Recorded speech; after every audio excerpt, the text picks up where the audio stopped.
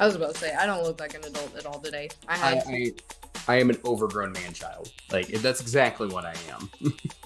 Well, like, so I always give people crap because they like spill stuff on them. Like, I don't understand how you can do this. I spilled like half a Chipotle burrito on me on the way back to work after letting Apollo out. So I had to walk around with burrito stains all over my shirt. So I immediately had to change when I got home. So I had a ketchup stain like right on my shoulder the other day. I don't forget what I was eating, but it just went and it was like right Hey, down. I don't know how you get it on your shoulder there, David, but you know. I was driving for one. I was Oh, okay. That while makes driving. Like I think that's where I spill more things on myself than anywhere else is while I'm eating while driving. Like that's just given, you know. It always makes a mess. It is what it is. You eat while drive. You watch sports while you drive. You know. I don't watch sports while I drive. I listen to sports while I drive. That's what the radio is invented for. But you know what else makes a mess, Maddie? What's that, David? Anytime you make a power ranking on Twitter. Yeah, that's right. We've got our first power ranking of the year. Welcome to the Who's Southbound show. My name is David. Hey, guys, it's Maddie. And yes, we have released our first way too early power rankings of the season coming out after the NBA deadline to withdraw your name from the draft and to keep your college eligibility. Maddie, obviously you weren't part of this one. Normally I text you to get your input, but I just went wild one day and went completely rogue and said, today I'm starting the power rankings the first time. I think I got some stuff right. I think I got some stuff wrong. Maybe some stuff to reconsider, but have you gotten a chance to look at them yet? I did, and let's be honest, if you texted me last week, I probably would have said, David, it looks great. Yeah. 100% it's good. Vacation mindset Maddie's a different Maddie for sure. Yeah, well, I mean, when you have a couple margaritas in you, you know, I'm just saying the world's a different place with tequila. So I was about to say that tequila tasting that I went to really was the right send-off. Don Julio will get you in the right mindset at any given point in time. I don't know what kind of tequila. I'm more interested in the tequila talk here for a second. What kind of tequila place did you go to? So it was actually at our resort. We tried 8 different tequilas. Nobody else in our group wanted to come with me, so they were all waiting for me to like stagger back to our area at the pool. So was it just like shots of tequila the entire time on this tasting? It was only half shots. So like half shots. Okay. Yeah. So, I mean, like, I was feeling good, but I wasn't completely messed up. I'm about to say, give me some silver tequila any day of the week. That's an excellent drink. I'll drink that on ice sometimes. The Reposado 1921 is my all-time favorite. I've only ever been able to find it in Mexico, and I finally have a bottle back on my bar cart. So I'm in a happy place right now. My favorite singer in the world, George Strait, has his own line of tequila, and he literally wrote a song about his tequila brand. So, you know, that doesn't tell you what kind of person I am when it comes to tequila. My favorite singer has a song about his own tequila. So I don't know. Maybe there's anyway, let's talk about these power rankings before we start going on a complete tangent for talking tequila here. So first off, let's start at the top here. The top 3, I think, have an argument to be in different orders. Depending on who you are and anything like that. But I've got it currently Arkansas number 1, number 2 Tennessee, and number 3 Texas A&M. I have Arkansas number 1 because to me they definitely won the offseason period. I feel like even though it didn't necessarily feel like it last week with not getting Ron Holland, but overall, Arkansas did really well throughout the transfer portal. I mean, again, is it any surprise that Eric Musselman does well in the transfer portal? Not at all. You know, I think a lot of the backlash comes from the fact that we are Arkansas fans and people are like, oh, they're just homers. They're going to put Arkansas number 1. But, you know, try and look at it on the other side. My main concern would be we really don't have a whole lot of our cards that we had last year returning. Our hand is brand new. I think, you know, Devo coming back definitely adds. I thought that was the biggest move so far this offseason. Yeah, for sure. But, you know, with the talent that we have coming in, talking about freshmen, talking about the transfer portal, I think they definitely have an argument for the top spot, definitely in the top 3. 100% for the top 3. The next team down, number 2, Tennessee, to me, is the other team that has a fair argument, I think, for the number 1 spot. They got returning a bunch of talent. It's very senior. You got Vescovy, you got Triple J coming back.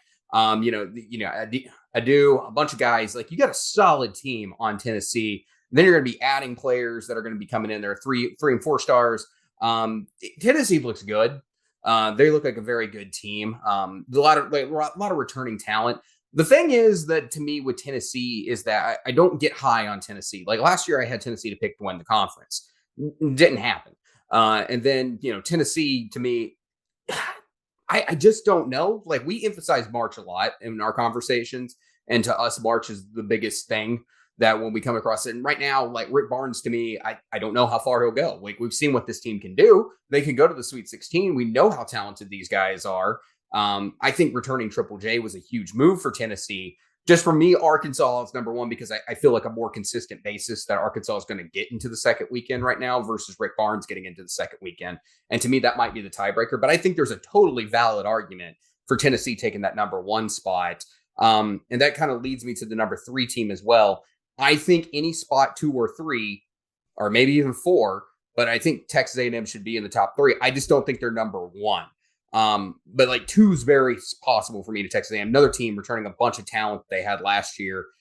But remember, this team got bumped out in the first round of the NCAA tournament, and they couldn't get past a 10 seed in the NCAA tournament. They had to turn it on and get extremely hot from January through the month of March to get to the NCAA tournament. Like this is a bubble team in the middle of February. Like no one even knew if Texas A&M was going to make the tournament. Like they could not mess up. They were in dire straits. So, we forget the first half of the season with this exact same team. Did it grow up? Did it get better? Absolutely. Did they return a bunch of key talent? For sure. Texas A&M to me is not a number 1 team in our first power ranking, but they definitely should be in the top 3 based on how they finished the year. But I don't think you can make them number 1. Yeah, I agree with you there on both Tennessee and Texas A&M. Fantastic players returning.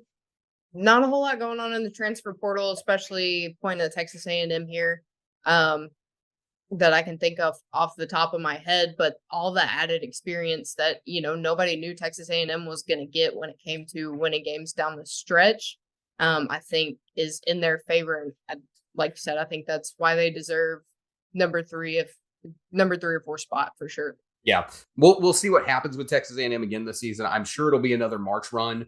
But we'll see how far Buzz can take this team this season. Overall, like I said, these are still way too early. We've still got a couple more names that are going to be bouncing around the late entries into the transfer portal and whatnot. But Texas A&M is pretty much locked. They've got pretty much the job done. So they'll be around here when we tip off the season. Number 4, I've got Alabama. To me, Alabama returning Sears, returning JQ. Alabama they've got a bunch of talent. They got a bunch of 4 stars that are going to be on the way to help this team out. They've got good transfers that are coming in. The only thing Alabama doesn't have is a big man. You know what I mean? Like that's the get it for Alabama right now. And to me, they can go higher, but like right now, like 4 is where you max Alabama out, I feel like. Yeah, I'd agree with that. A lot of their talent that last season kind of rode on is now sitting in the NBA draft. And while they've done some work in the transfer portal, I don't think it's going to be enough to carry them as far as they made it last season. Yeah, I don't know how far this Alabama team is. I think they'll be good. I'm not saying that. Like, I think this is going to be a very good Alabama basketball team. I can see 8 teams from the SEC making the NCAA tournament this year. I think it's going to be that competitive of a conference, but Alabama losing Bediako to the NBA draft obviously causes problems. So like that's part of when we're going to talk to the Grant Nelson transfer portal stuff, how important that meeting is going to be in Tuscaloosa for Alabama because they need somebody down low. Like I said, losing Bediako, losing Noah Clowney, they got an issue. Pringle's their worst case. And then Nate Oates has consistently been at the top of the conference every year that he's been, for the most part, every year that he's been in Alabama. So I think this is appropriate for Alabama. We'll see. They got like one more roster piece really to fill, and they got 3 open roster spots, but I'm confident enough that they're going to fill in this gap. Number 5, I have Mississippi State. They're returning all 5 of their top scorers from last season. Of course, Tolu Smith being back makes a huge difference. Mississippi State's best player last year, and definitely coming back for another year is a huge thing for Jans and the Bulldogs. Number 6, Twitter's fun. I'm just going to say that right now. First off, Auburn fans were upset that I picked them for number 6. They definitely feel like they should be higher. Then also we got into it a little bit because Kyle, or whatever his name is, who's got a pretty big following for Auburn. We got into it a little bit on Twitter because he was like arguing that Janai Broome is a center because that's where he plays, is on the 5 spot in the floor, even though their roster has him listed as a forward. And he mentioned this on a roster post. I'm not going to go too far into it, but yes, I'm completely aware that Janai Broome plays the center spot. Like I'm not ignorant to that fact. I know he plays the 5 on the floor. Like, give me a break. You guys want to see David's Twitter beat? Just go check out the Twitter. It was entertaining. I'll be honest. I looked at it a little bit. It was kind of my beach read for a hot minute. For whatever reason, I don't communicate well with Auburn fans. I don't know what it is, but like for some reason I have a talent for getting Mizzou fans. We got into it one time, but like Mizzou fans quickly understood what I was trying to get at, and they were like, "Oh, okay, we see now." Vanderbilt fans. Yeah, Vandy's different, but like Auburn, like I don't think we've had a good interaction with Auburn fans at any point on social media. It's fun. Shouts to Madison. I love Madison. Madison's great. My friend from law school, she talks basketball with me about Auburn every now and then, and of course, throws out that Auburn's a blue blood. Anyway, I've got Auburn number 6. To me, this Auburn team, let's not forget, like when I'm calling them a potential NCAA tournament team. That's how big Janai Broome coming back was for them. I know there's probably some thought. It's like, well, they made the NCAA tournament. This shouldn't be a potential team. And they got a 5-star point guard coming in and Aiden Holloway coming in. And it's a huge upgrade from Wendell Green. First off, a 5-star freshman is a good thing. Yes. But you also need some other pieces. And I don't think you could expect him just to, average 10 more points a game than Wendell Green. I don't think he's going to set the world on fire. Finding a Brandon Miller type talent to come in and just be the best player in college basketball is not as common as you may think it is. And also the other side of that is this is probably one of the weakest crops of freshmen coming in this next season that we have seen in a long time. The one and dones that'll be coming out of here are going to there's going to be a lot of role players. Like this year's class, very strong class of freshmen that came into the year into college last year. Yeah. The next class that's about to come up, nowhere strong. So, being the number 15 team or number 15 player in the country is not the same thing as being the number 15 player it was last year. So like I said, very weak crop of the top freshmen in the country. Like I said, we're going to see a lot of role players coming out of this next class if what scouts are saying is true. So I would pump the brakes on Aiden Holloway. Do I think Auburn's going to be good? Absolutely. Do I think they could be an 8, 9, 10 seed in the NCAA tournament? Yeah, I think they can reach as high as a 6. When I say NCAA potential team, I mean where they were last year because they started getting close to that bubble line last year, or maybe even a little bit better. They're just not a lock. And so like that's how I see Auburn coming into this next season. That's a decent basketball team and definitely worthy of being in the top 6 of the conference. I think pretty much the top 6 in the conference are the teams that you start if you were to make a bracket now, a way too early bracket. I think Auburn would be in there. And so I think all those 6 teams would definitely be somewhere in that bracket. Your thoughts on Auburn coming out of the deadline? So I think Auburn's going to be one of those teams that may exceed our expectations a little bit. Hopefully, with some of their talent that they did end up retaining, some of their bench talent more so than anything else, just because they're going to have that experience from last year. Hopefully they have a little bit of a chip on their shoulder, not getting where they wanted to get with all the talent that they did have on that team. But, I feel like the 6, 7 spot's pretty accurate. I am a little surprised you put Mizzou after them. As far as we were riding on Mizzou at the end of the season last year, and they do have some good returners and have had some solid transfers, but I do see how you could see Auburn at number 6. Yeah, I think Auburn at 6 is completely reasonable. Being the 6th best team in the SEC is definitely a tournament team. If these are the I don't think these are going to be the standings. Like I still hold out for Arkansas being conference champs. I think it could be Tennessee again. Like that would be my pick right now. But that's just because I inevitably am waiting for the mid-season slump from Eric Musselman from the December to January timeframe, which is such a pattern. It's annoying at this point. But You almost guess where it's going to happen. yeah, I mean, you know where it's going to happen. The change from between conference, like the last couple of games of non-conference play, right into the first couple of games of conference play. Then they figure it out, and then then they're fine, Yep. and then they go play good basketball for the rest of the year. Maybe this year will be different, but like that seems to be the pattern with Eric Musselman's Razorbacks. So I would favor probably right now if you told me you have to pick somebody today on June 5th who's going to be the champion in March. Like March. I don't know the date right off the top of my head, but like March 8th. Who you picking? Tennessee, probably Tennessee. You know, senior squad, a lot of experience. So like, I don't think these are the standings. I think these are the power rankings, which are very different. These are not my season predictions by any means. Number 7, I do have Mizzou. A lot of people have Mizzou further down than I have Mizzou. To me, this is the top off point for Mizzou. I don't think you should have them any higher than 7. We're going to get into the conversation about who they just brought in from the transfer portal here in a little bit. Maddie, I know you saw that note when you saw the rundown today, and as Razorback fans, we're probably pretty anxious to talk about it. But overall, the biggest thing I see, you got Honor Mosley, bunch of returners from last year's team, or a team that shot extremely well from 3. Dennis Gates, I think, is a pretty darn good coach. I wouldn't have been saying that he should take the Texas job if I didn't think he was a good coach. To me, he should have been a candidate for the Texas job. No offense to Mizzou. When you have a coach that's in demand, it's always a good thing, right? But number 7, I've got Mizzou.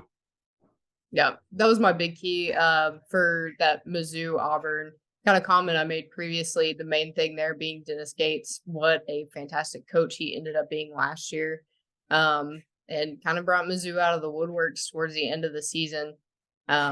Like you said, some great returning pieces, some solid pieces from the transfer portal. And I think that they definitely have the opportunity to make a solid run. Yeah, this is where I see Mizzou being hurt and why they're not higher in the scale. Losing Kobe Brown sucks, but you're definitely happy to see somebody go on who's going to go be good in the NBA.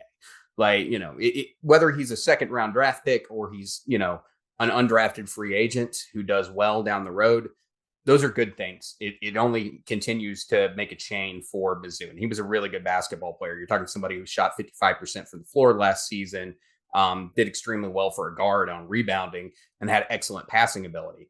Kobe Brown's a big loss. The number 2 thing is Mizzou is one of the worst teams, was one of the worst teams in the conference last year when it came to rebounding. If I'm not mistaken, they were last in rebound differential. They were negative. They lost the rebounds every night. But on the other side of that, you would expect the transfer portal, you'd go get somebody to help. And we're going to talk about the other guy that they got. But when I made the power rankings, they didn't have that dude. The dude was Jordan Butler, who's a 4-star freshman outside the top 100 that they were probably going to ask to help a little bit. Now they've got Connor Vanover, who we'll get into it a little bit, and we'll talk about how that impacts or doesn't. Getting boards is not something that I expect. I continue to expect Mizzou next season to not be good at rebounding. That's just my 2 cents. I expect Mizzou not to be good at rebounding where they stand right now. Their defense is having a good offense. And like, that's where Mizzou's at currently. I just don't expect a lot of leaps and bounds getting better on the boards if I'm the Missouri Tigers. Yeah, no, I definitely agree with that. Like you said, we saw it last year. Their best defense is having a good offense. And I 100% agree with that. We talked to an extent quote. It's the X-Men quote from like Hugh Jackman from like, I think it was X3 was like, it's like, well, we got to think about defense. It's like offense is the best defense, like that's kind of the Dennis Gates philosophy right now, because he doesn't have anything to really help with the defensive boards to limit shots. Like I said, that it's going to be a problem. And I expected to continue to be a problem, but also losing Hodge was another big loss for Mizzou, and he was excellent at stealing the basketball, one of the best in the SEC, and that's going to be, where are you going to get those now? So I think that's what drops Mizzou out of the top 4. They're going to be a little bit more mid-tier, but they're going to probably push for the NCAA tournament, in my opinion. Yeah, I agree with that for sure. The number 18. Now, did I put Kentucky way lower than anybody else probably in the country, especially compared to like major sports and analysis and all that stuff. Oh, you bet your sweet butt I did. I'm sorry, having 5 open roster spots and asking a bunch of freshmen and you don't even know if you're getting Antonio Reeves back or not, who's your only upperclassman on this team.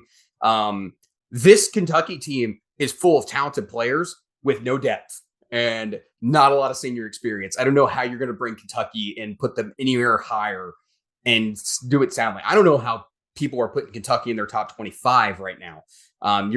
This whole team is so young, and you're going to tell me that this team is going to go into Bud Walton. They're going to go into the PMAC.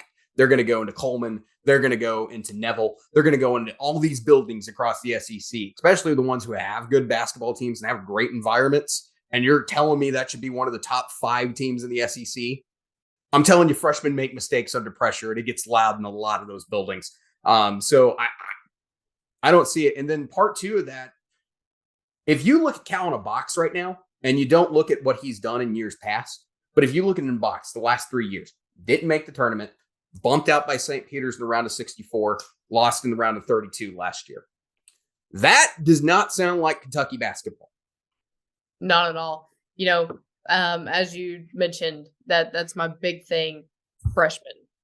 Mm-hmm. As much as I love a lot of the incoming freshmen and how amazing they look and the talent they're going to bring, makes me nervous. I mean, you don't open a new business and hire a bunch of people who don't have any experience in that field and say, well, they got great. Yeah. Best of luck to you. Now, Cal's hitting the transfer portal as hard as he can right now because he's lost Oscar, he's lost Toppin, he's lost Livingston, and it looks like he may lose Antonio Reeves. We don't know yet. So he's trying to reach out to Cam Spencer. He's trying to get a hold of Grant Nelson. He's trying to get players in there in Kentucky because he needs somebody to lead this team. He's got to get a couple of pieces out there with experience to go play in big games. He's got to find something. And here's the sad truth of it. It's too late. You may get a couple of those guys. You may get one of them. You may get none of them. Because right now in the situation is the truth is 100%. You have 5 open roster spots. Yep. You lost a lot of this team. You said you were going to, remember talking on this show, Cal saying that, we're going to bring back veteran talent. We're going to be a better basketball team. This is going to be a blend of veterans and young players. It's a blend of one older player who may or may not come back and a bunch of kids who have never played college basketball. Makes you a little nervous, doesn't it? Yeah, for sure. And, I think we kind of learned our lesson a little bit last year when we were super high on Kentucky and everything came crashing down because we looked at, a couple of major power players and their coach, and it doesn't always pan out. Just to have a little bit of talent. To clear that air, again, as I've said many times, we did not have Kentucky picked. Neither one of us picked Kentucky to win the conference. No. Neither one of us had Kentucky pick the conference. The pollsters picked it at the beginning of the year, and we talked about that. We also talked about how they were number 1 in KenPom to start the season last year. They finished nowhere close to that. Exactly. Just the last couple of years, they've just not been one of those teams. And until Kentucky does it, I'm not giving them the benefit of the doubt. I'm just not. I need to see some results from Kentucky before you move them up again. Because right now, they look like everybody else who's right there in the middle of the conference. And that's, to me, where Kentucky is right now. Kentucky is a middle-of-the-pack basketball team in the SEC. And I don't know. You prove me wrong, Cal. All right, number 9, I've got Ole Miss and Chris Beard. Look, we can talk about it all day long, but we were talking about one of the best transfer classes in the SEC. I believe number 2 behind Arkansas. Ole Miss, Chris Beard doing a really good job of bringing talent into this team. They needed to get something done. They got it done. And Chris Beard was very successful in the transfer portal. So I've got Ole Miss number 9. Yep. I mean, great coach. Charles getting some solid talent. I think he's going to do a solid job at Ole Miss versus what we saw from them last year. Yeah, I'm going to go through these last couple really quick and just give some brief analysis on them. Number 10, I got LSU. LSU was also a team that's in desperate need of rebounding. They got some transfers in that should help with the rebounding and should take them out of that complete basement level of the SEC into the next season. They got some guys who could put some points on the board. It was a pretty successful transfer portal there for McMahon. So I expect LSU to, be somewhere decent this year, competitive, just like Ole Miss, building that competitiveness. Georgia's kind of in the same basket. I think these 9 through 11 teams you can shuffle, more or less, like we've talked about on this show several times. Really like what Mike White is doing.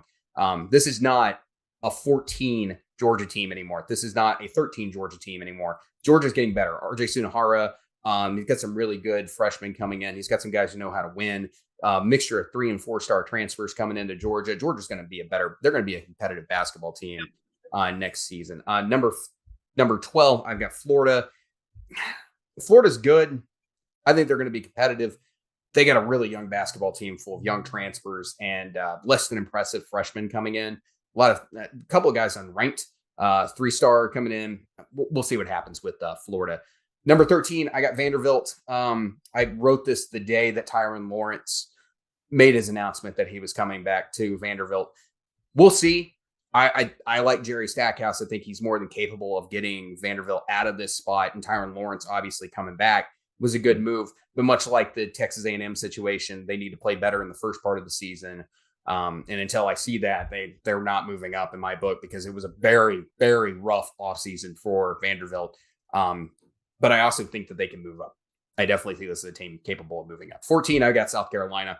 South Carolina, look, it's a work in progress. They know that they're going in the right direction. It's just moving slow. So while this is a better South Carolina team, I think the rest of the SEC got actually better this offseason as a whole, returning a lot of certain amounts of talent. Maddie, your thoughts on that? I think you're in any of that section, like not just South Carolina. Yeah, I mean, I think you hit the nail on the head. I am really excited to see what Georgia's going to do. Really excited to see what LSU is going to do with their moves that they made in the transfer portal. I guess we'll see. Florida's got some more potential transfers coming in. They might get a little bit more interesting. So, I think really you look at the first half 1 through 7, and then the second half 8 through 14, and I think it could be pretty interchangeable. Yeah, I think there's some interchangeable pieces. Like, I think there's an argument to shuffle these cards a little bit, and that's why I call them way too early. Like, there's number one, it's way too early in the season, in this point in time to say, oh, this is how it is. This is 100% how it is. But like, I think there's an argument to move some teams up, maybe 1 or 2, 3 spots, and reshuffle. Like, I think there's valid arguments out there, like 100%. Maybe, like this guy fits here better in the chemistry aspect of their game. So I definitely, I'm open to the argument that these teams need to be moved around. That's not what I'm saying. I think generally these teams are about right. Yeah, I think, after some thought, looking at the roster changes and the deadline, I think they're generally right. We'll see. Like I said, we got months before basketball comes up and before we have tip off and the first couple of weeks start telling us what's going down. And we still got transfer portal going on. And when we come back after the break, we're actually going to talk some transfer portal, especially the man who put his name in after coming out of the NBA draft. That's very a hot button issue right now, Mr. Grant Nelson from North Dakota State University. We'll be talking about that when we come back after a quick word from our sponsor. Hey guys, I've bought my fair share of cakes and treats for special events. And my friends over at AAA's Treats are always my go-to. AAA's Treats is your locally owned and operated St. Louis area bakery that creates specialty cakes that are great tasting and beautiful to look at. They're great for any occasion, from birthdays to weddings, baby showers, and more. Are you looking for a St. Louis Blues or a Cardinals cake? They can make that play. A specialty themed cake for a special or non-traditional occasion? They do that too. Can't have sugar or eggs? Maybe you need a gluten-free option. AAA's Treats can make that play. So go on over to AAA's Treats Facebook page, shoot them a message, and make your request. And don't forget, let them know that Josh and the VSN sent you over, and they will get you 10% off your order today.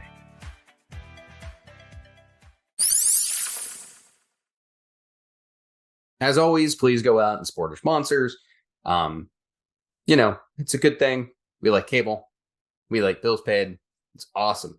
It really works. By the way, if anybody's curious on here, this is not a beer. I'm drinking like mineral water. So like, I realized like when I was taking sips of it in the middle of the show. Oh yeah, you got your own seltzer right there. Maddie's got seltzer too going on. But yeah, we're just sitting here casually drinking, Carbonated water, like nerds. Yeah, I'm a weirdo. It's fine. Let's talk about the transfer portal. All right. So obviously there were some names that got bounced around in that conversation that, came up in the last week or, so on and so forth when we were talking about the power rankings. First name that definitely comes to mind is we need to talk about Grant Nelson. That is the hot button issue around college basketball right now. It seems like, especially in this part of the country. Grant Nelson, North Dakota State transfer. Nelson is taking a list of visits this season. Tuesday or this week. Tuesday, he's going to Baylor. Wednesday, he's supposed to visit Alabama. And then Thursday or Friday, he is supposed to visit Arkansas. Grant Nelson is one of the top available transfers currently in the portal. And he averaged 17.9 points per game, 9.3 rebounds per game, 2.1 assists last season at North Dakota State. Obviously, somebody you're probably interested in bringing in on your team, which is why it's a huge conversation right now. Maddie, the question everybody wants to know is, where's Grant Nelson going?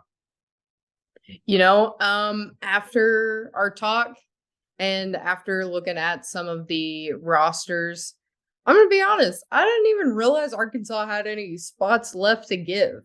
So I really didn't think Grant Nelson would even look in Arkansas's direction. I could see him, like we said, going to Alabama, where they're lacking a little bit of experience, a little bit of talent that they had lost to the draft. I could see him flourishing there. And I could also see him doing well at Baylor. First thing off the top of my head, when I saw that he was in the portal, I remember him being our guy to get when Arkansas played NDSU earlier in the preseason, and thinking, man, this could be a good get for whoever gets him. So, I mean, as much as I would love to have another solid player at Arkansas, I think he's going to go probably Baylor or Alabama. See, I'm leaning toward Alabama. But here's the thing: the longer this goes on, I think it becomes pretty interesting. So Tuesday with Baylor, I'm not going to shoot Baylor much in the way of grief or anything like that. But the thing with Baylor is that you have to go to play in the Big 12, which is the toughest conference in basketball right now. I mean, 100%. It is a tough league to win in, play in, and you're not always guaranteed, even if you're a good team, to make the NCAA tournament. I.e. example, Oklahoma State last season. Yeah, so like take that as you will. West Virginia was a really good team. They made the tournament, but they sitting on the 9 line. If they had played in another power conference, they probably would have got more wins and could have ended up as a 6 seed or something like that. We don't know. But obviously the Big 12 is a tough conference. And if you're a grad transfer or an upperclassman transfer trying to find yourself a school to go to, Big 12 would not be my first option. Because if I'm really wanting to make the NCAA tournament, that is kind of a scary situation unless I get up on Kansas or maybe Texas right now. Those would probably be my options when it came to the Big 12. I'd be a little bit nervous about joining anywhere else because you got that potential of missing the tournament if things go bad. So I would favor an SEC school. When I look at the order that it is in the SEC, I think that first stop on Wednesday with Alabama is very intriguing because I think Alabama is going to try to get him to commit as early as possible because they don't want him to go to Arkansas. Yep. You don't want him to go to Arkansas. And the other side of that is they have a roster spot they got to fill. They need a big man. They need a 4 or 5. Grant Nelson can fill that role as at least as a 4. He's a solid rebounder, almost 10 points a game. Or not 10 points, 10 rebounds a game. That'll help a lot with the replacement of Noah Clowney and Charles Bediako. It would be a player that you could use in that 4 or 5 spot to help you out quite a bit if you're Alabama. Grant Nelson's a good get. I think Alabama really wants this, and I'm sure they're gonna Nate Oates, as soon as he gets there, he's gonna be like, "Welcome to Bama. This is home. Sign this letter of intent and let's rock." I think that might be. Alabama's going to really push for this. But Arkansas gets last say if he should leave Tuscaloosa. And it's a long drive home back from Fayetteville to dang near Fargo, where he's headed. It's a long drive. You got a lot of states to drive through there. It's a little bit of a trip to think about on your grand return back from and you get to see Bud Walton, you get to see these other places. So it could get entertaining on what leaves the biggest impression in his mind. Yep. Obviously, Alabama's a good basketball program. Obviously, they've got spots to fill. They probably got a couple of NIL dollars they can throw their way, and they need this guy. So I think Alabama's going to make a really good pitch. I would favor Bama, but I wouldn't completely count out Arkansas. But I just don't, from everything that I'm hearing, it sounds more Alabama-ish right now. But you never know. You go hang out with Eric Musselman for a day, go see the facilities and things like that. You know, and it's your last stop before you got to make that drive home. I don't know, maybe it might be interesting. He could be flying for all I know. But you know, it's a long road trip if you wanted to drive all of that. That's a big circle. But Grant Nelson definitely is on the top of the line. You obviously want this guy for what he can do. I mean, for him to be left in the transfer portal this late, it makes sense why, you know, right now when you got a roster spot open, you want him. Yeah, for sure. Like you said, I think for Alabama, this is the right pick. So I don't see them. They're going to pull out all the stops to get this guy to make sure that he doesn't want to go anywhere else by the end of that visit on Wednesday. I mean, I would do it. I'd do everything I could to get Grant Nelson if I'm Nate Oates. 100% I would. All right. Another team that probably has interest in Grant Nelson, but at the exact same time just needs to fill roster spots anyway. So they're hitting the portal as hard as they can right now, is the Kentucky Wildcats. As if things couldn't get any worse for Kentucky, Antonio Reeves, who we mentioned a little while ago, the only upperclassman on Kentucky's roster, is currently weighing his transfer options. He had a meeting with Cal this weekend, for our understanding, but Michigan apparently is in the mix for Antonio Reeves. Maddie, what do you make of the Antonio Reeves situation? Do you think he's going back to Kentucky for another season, or do you think he transfers out?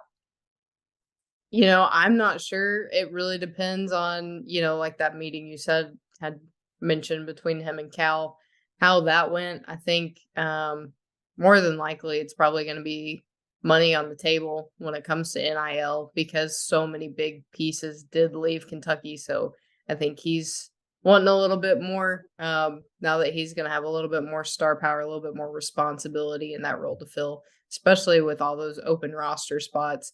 He's going to have to make up a lot of ground that people left untreaded. So, speaking of that ground you got to make up, one of those guys that Kentucky's currently after is Cam Spencer. They've expressed interest in him. He is one of the top graduate transfers right now in the transfer portal. It is a necessary move for Kentucky to get there because they only have 7 scholarship players on this team as it is right now. Rutgers guard Cam Spencer has only 1 season of eligibility remaining, but he entered the portal last week on Friday. And since then, Kentucky has joined, actually, I don't think it was right last week. I might be reading that wrong. It was a little bit further back, but they've reached out. Kentucky has they are right there in the mix with UConn, Georgetown, Indiana, and Miami and Texas, who have reached out for Cam Spencer. Maddie, I think you need a guy like Cam Spencer. You need a veteran guard on your team, especially you need a veteran anything right now if you're Kentucky to help lead this team, because I mentioned earlier, you're missing a lot of talent to the NBA draft. So it's this seems like an important get for Kentucky if they can pull Cam Spencer.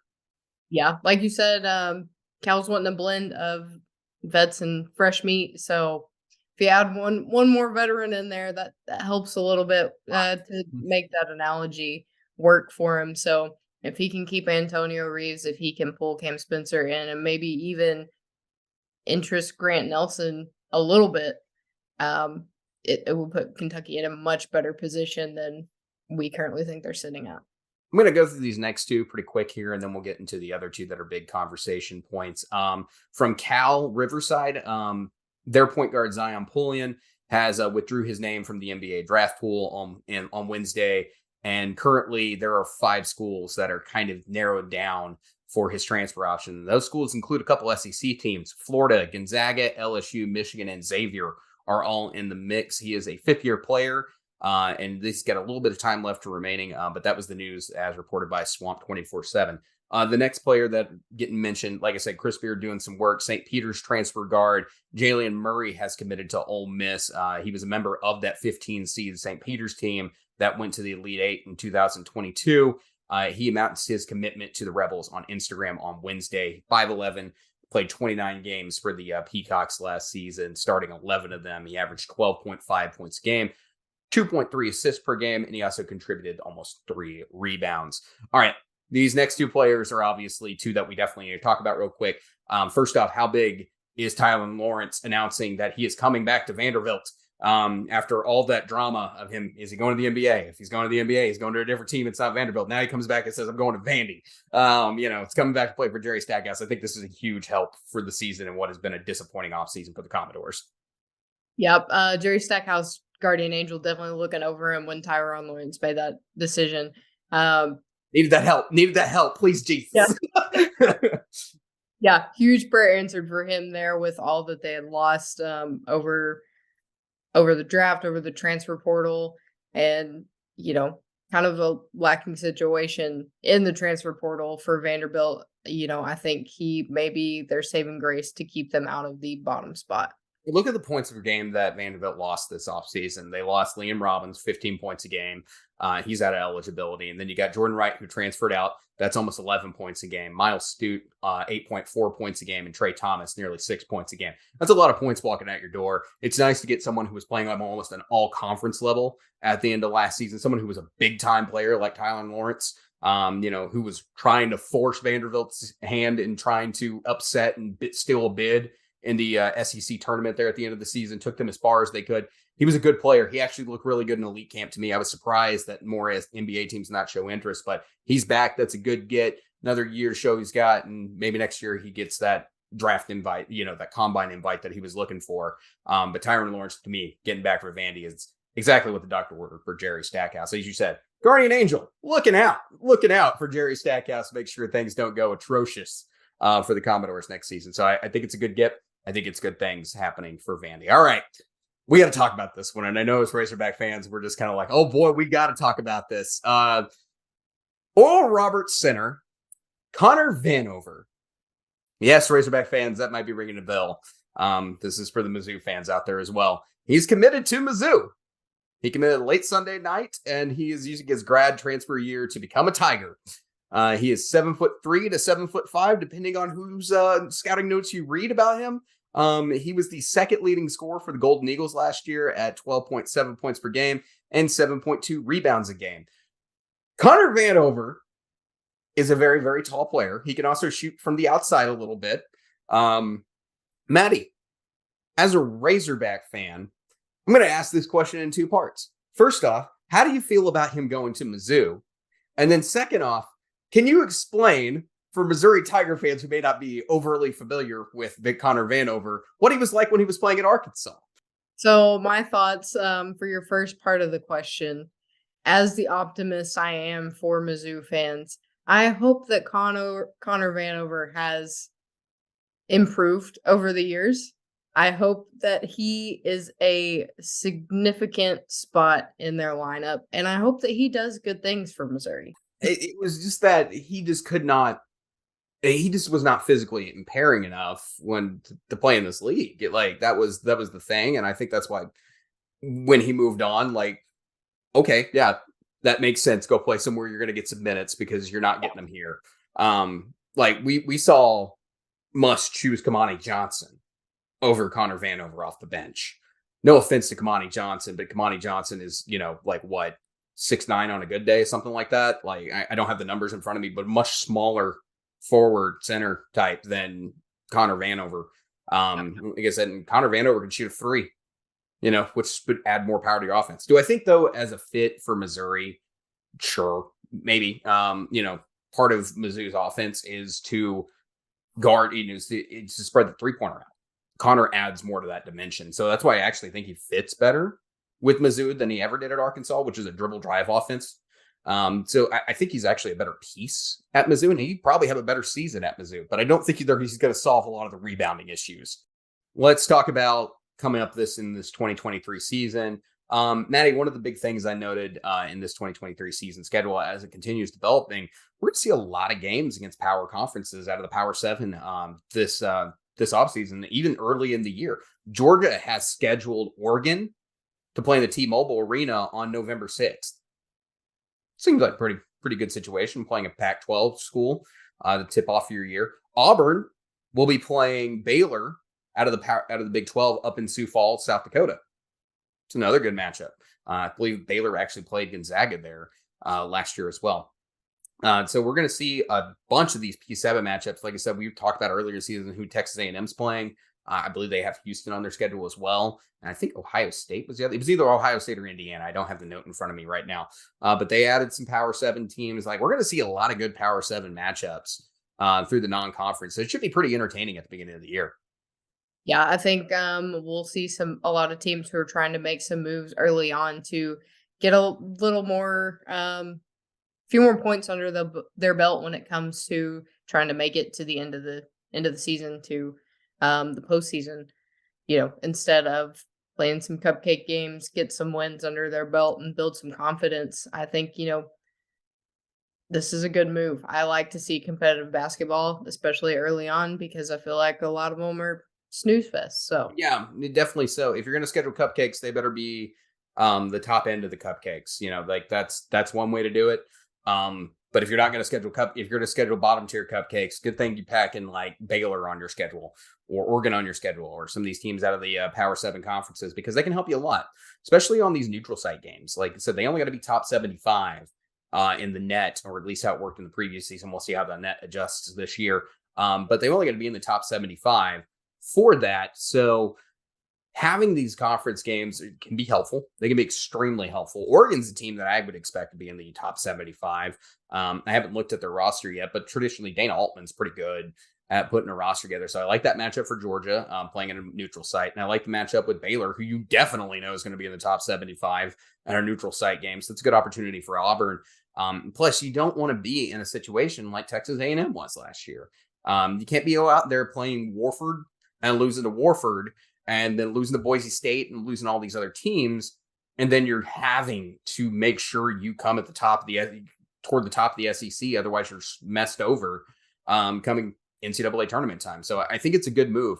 Basketball is played throughout the entire point, and the net says that games at the beginning of the year are just as important as games at the end of the year. This is not the old RPI system. So I love to see this. It makes better basketball at the beginning of the year. Last year on opening night, what was the biggest game that we listed? Vanderbilt versus Memphis. Well, that was a pretty decent pick, I think, because the reason we picked it, it was the only P7 versus P7 matchup we had out of the SEC on opening night. So I like this. I like the Georgia versus Oregon potential to start their season off with there at the beginning of November. Love that. That makes for some great opportunities in television. We're not just going to be waiting until, what was name? Excuse me. Conference, the Champions Classic on ESPN between Kentucky, Michigan State, Duke, and Kansas. We're not having to wait for that. We're going to have some better games. So I like it a lot. All right. On Friday, college basketball expert Andy Katz, those of you who are really into college basketball, which I assume are the people who are listening to this show this time of year, definitely know who Andy Katz is. He has put Tennessee in his early bracket and power rankings for the next season. The bracket included the Tennessee Volunteers among 6 other SEC schools. Among the Volunteers and the other schools in the bracket were Mississippi State, Arkansas, Alabama, Kentucky, Texas A&M, and Auburn. According to Katz, Tennessee is currently a 6th seed in the South region with Kansas as the number 1 seed. Obviously, it's way too early for bracketology. Way too early. We hadn't even played a basketball game yet. But it's nice to know that the impressions that they're getting, like this is to him the top 6 teams in the SEC. Out of that list, the one I would disagree with is Kentucky, obviously, if you listen to the power rankings at the beginning of the show. But there's definitely a little bit of attention being paid to the SEC coming this year, saying that there's 6 teams that Andy Katz thinks can make the tournament. If you want to go check out his bracket, I'm sure go ahead. Matty, your reaction to Andy Katz and the teams that he's got picked out of the SEC, and maybe there's a sleeper that you think is also going to be among that list. Like I said, I think the SEC has the potential to put 7-8 in the tournament this year.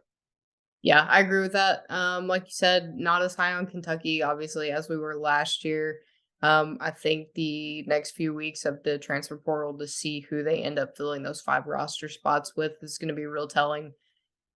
Maybe we see Mizzou in there. Maybe.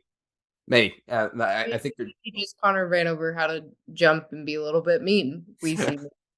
We'll see how that goes. We'll see how that goes. But yeah, Mizzou's definitely returning a bunch of guys who can score. Like I'm not down on Honor. I'm not down on Mosley.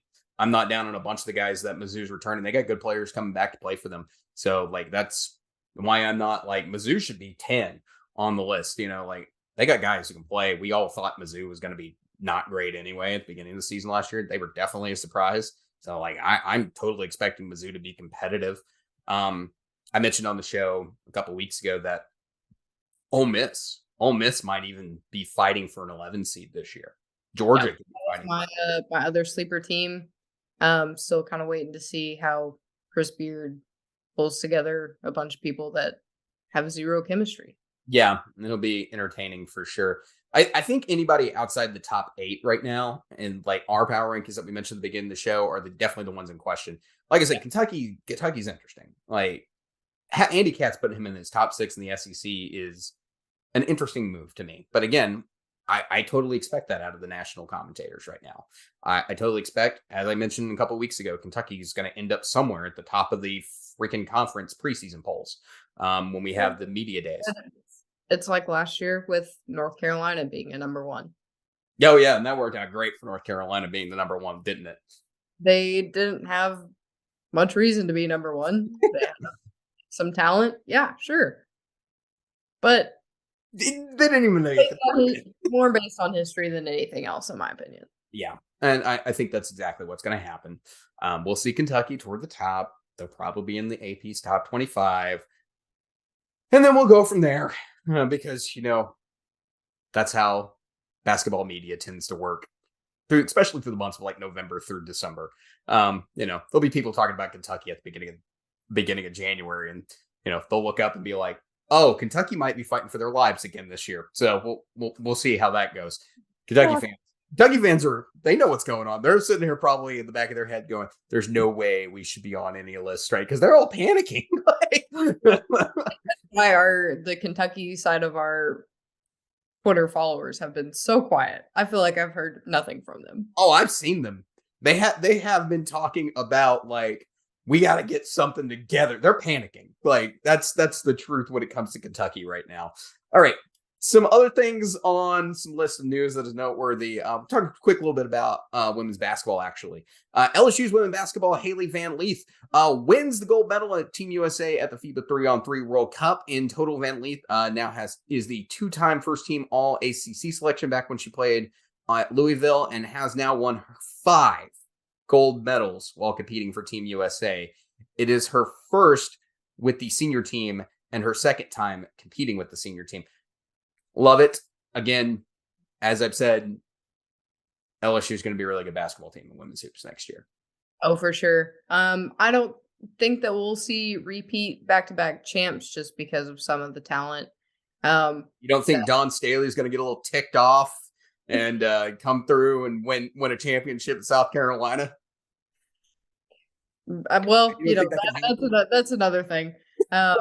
But LSU is definitely going to be at the top of the boards for the majority of the season. Well, I was kind of talking to Caleb last week when he guest hosted, and we were like, for us peasants who live here in the middle of the pack in the SEC, watching LSU in South Carolina is just ridiculous at this point.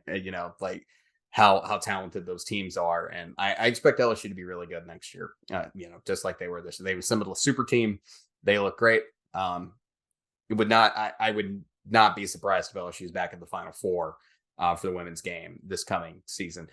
Speaking of Dawn Staley, former South Carolina, and this is a little bit of a jump because this isn't Dawn Staley, but former South Carolina women's basketball player Aaliyah Boston was named the WNBA Rookie of the Month after her great start to the season with the Indiana Fever. Aaliyah Boston, we love her to death. She's a great basketball player. Gotta love what she's doing. We kept her name in our mouth the entire season of women's basketball, and I am so excited to see what she continues to do.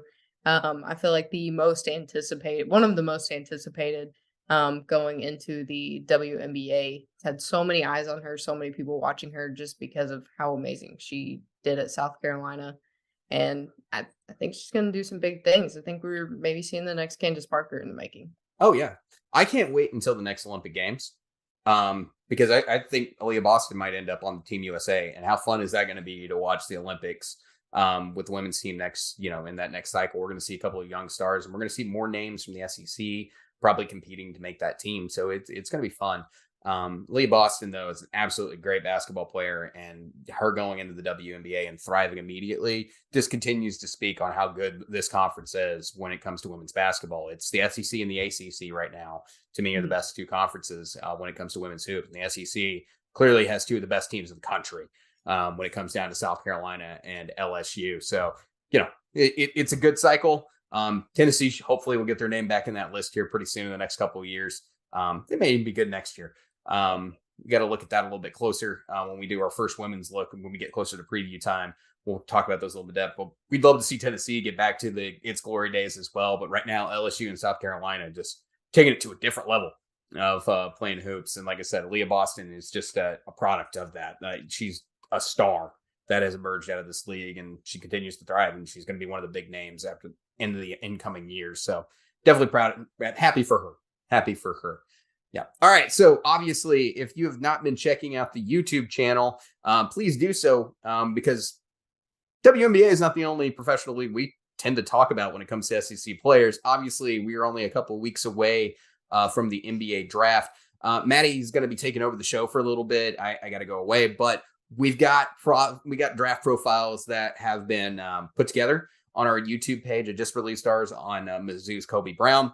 And then we've got other players out there like Anthony Black, Brandon Miller, all these guys. Maddie did a Gigi Jackson and Jordan Walsh one. We've got a ton of the players put together. We're also going to do a comprehensive list of the guys who are outside I believe it's the top 50 list, who are also in the top 100 and the best available list, according to ESPN. So please go check out those videos. They're just quick information. Like I'm talking like less than 10 minutes, and you can get a draft profile on what scouts are talking about when it comes to his game, or who's his game, whatever player you're looking at in particular's game. And then also, as always, please like and subscribe to the show. Obviously, we're trying to grow the YouTube channel, but we also appreciate it if you guys follow us on Spotify or Apple Podcast as well. Definitely helps us out quite a bit. Maddie, tell me about Mexico and how great it was. It was fantastic. I texted everybody this morning and I said, okay, I'm done with real life. Let's go back. I live on the beach now. This is... Yep. Like, honestly, I said I could be part of the entertainment team. There was one day that I drank a little too much and I decided to become part of the entertainment team. That was by the pool. So those are not going to be included on our YouTube page. Don't go looking for those. Those are embarrassing. Those are embarrassing? Oh. I'm sure my family's keeping them for blackmail. I'm guessing that tequila tasting inspired that trip to being part of the entertainment team, did it not? Actually, the tequila tasting was my tame day. That was your tame day?